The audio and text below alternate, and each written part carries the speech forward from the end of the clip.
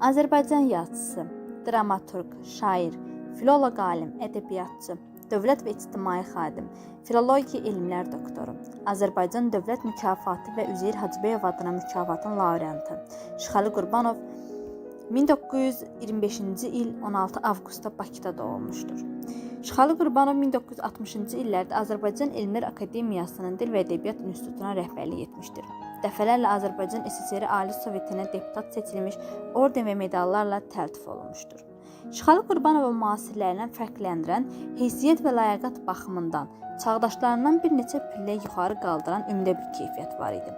O heç bir üstünlüyü, imtiyazı, maaşı, əksinə fədakarlıq və məhrumiyyət tələb edən vətəndaşlıq vəzifəsini daşıdığı titulların hamısından yüksək tuturdu.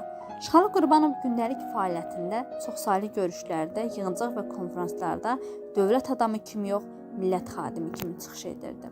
Şıxəli Qurbanov uzunmüddətli fasilədən sonra nəhayət 1967-ci ildə Azərbaycanda ilk dəfə dövlət səviyyəsində Novruz bayramının keçirilməsinə müvəffəq olmuşdur.